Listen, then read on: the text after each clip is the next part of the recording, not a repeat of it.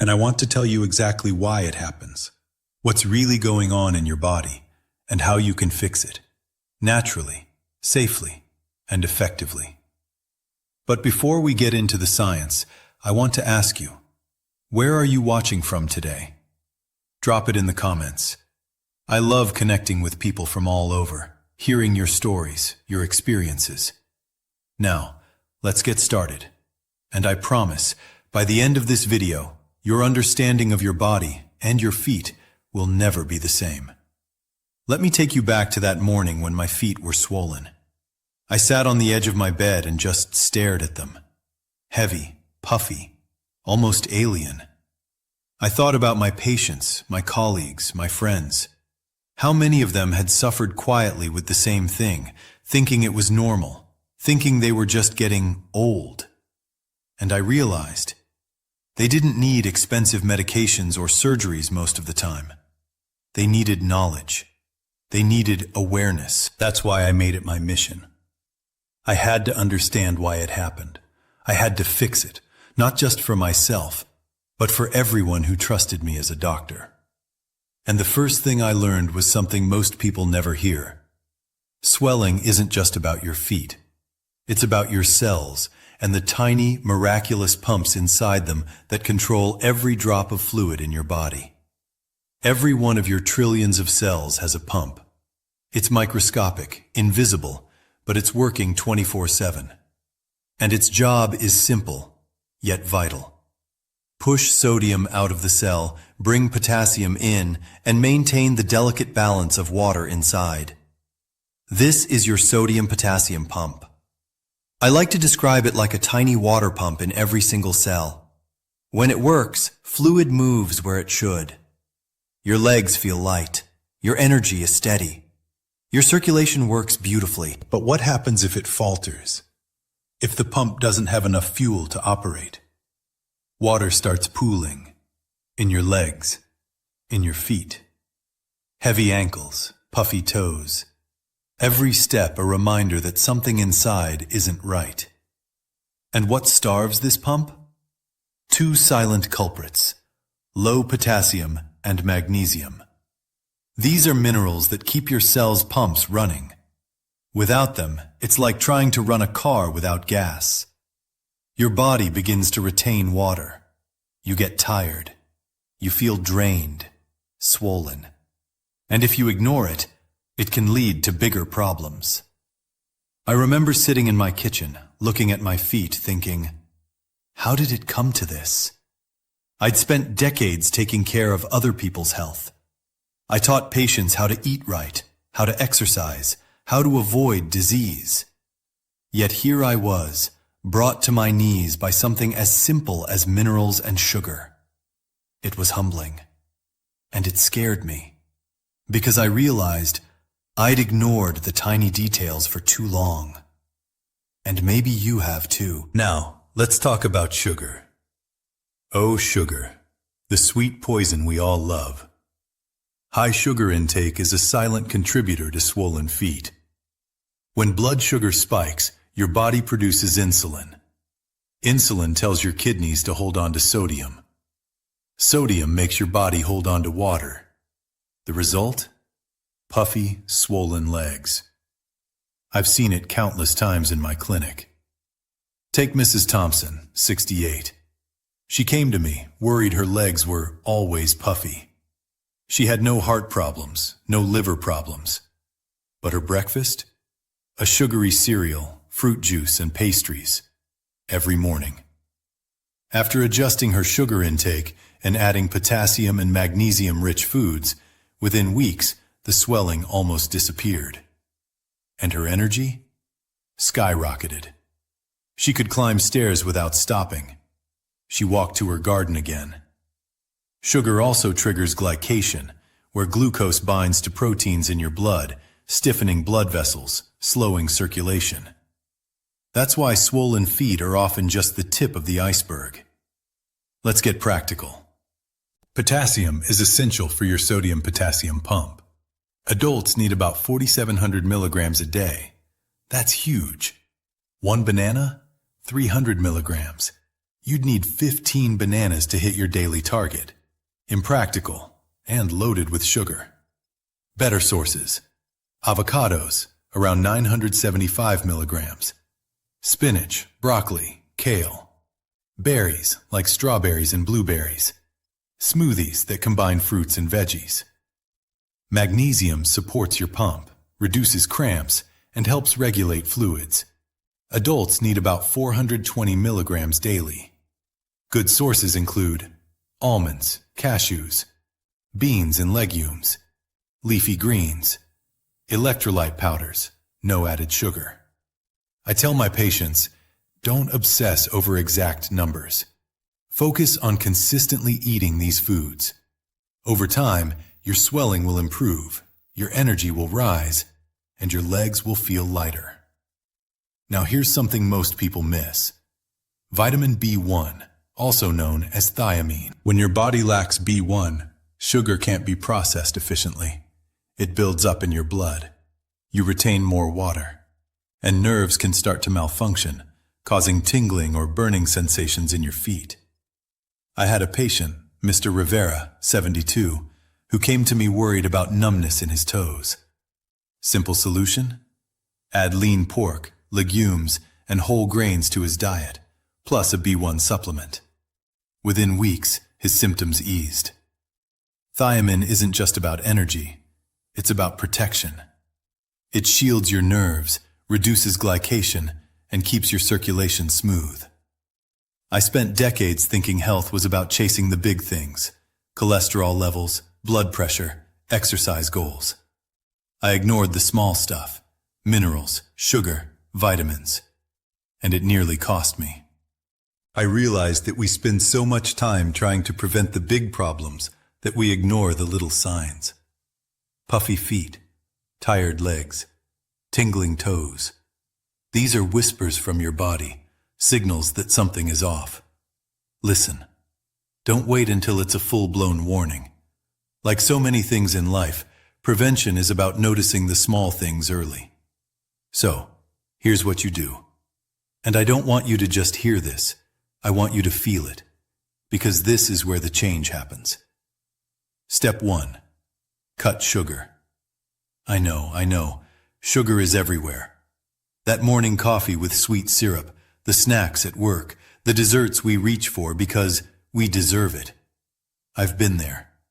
I used to reach for chocolate every afternoon, thinking it was harmless. But sugar isn't just empty calories. It's sneaky. It tells your body to hold on to water. It spikes insulin. It makes your sodium-potassium pump stumble. And suddenly, your legs feel heavy. Your feet puff up.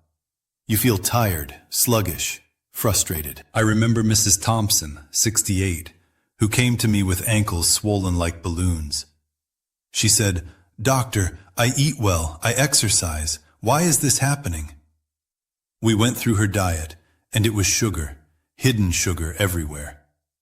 Once she cut back on sugary drinks and pastries, within a few weeks, her swelling started to disappear. Her smile came back. Her steps felt lighter. You don't have to give up sugar forever.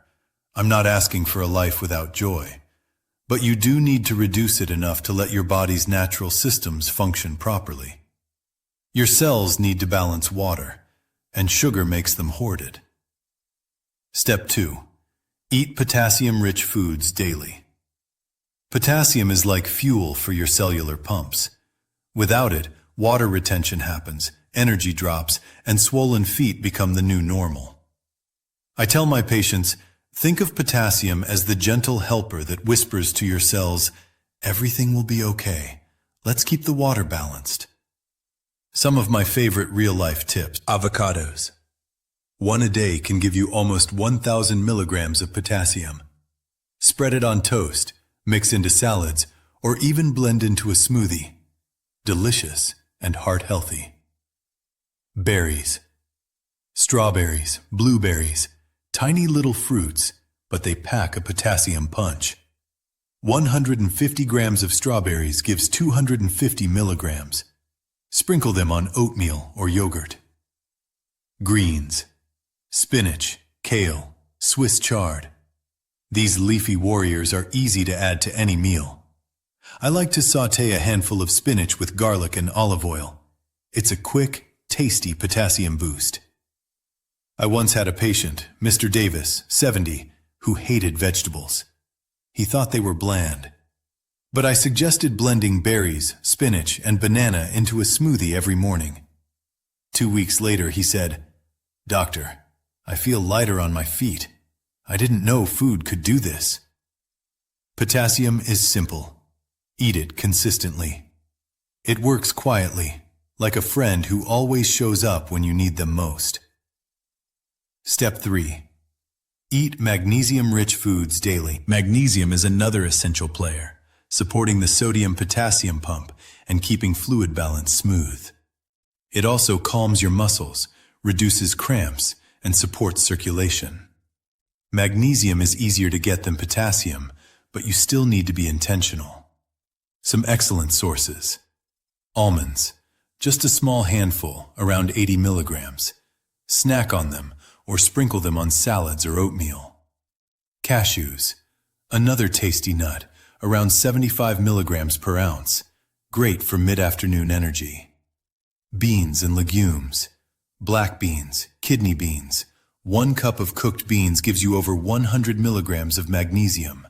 Try them in soups or chili. Leafy greens, spinach, kale, chard, double duty with potassium and magnesium. I often tell my patients to think of magnesium as the oil in your engine. Without it, everything squeaks and slows down. With it, your body hums smoothly. Step 4. Include vitamin B1, thiamine.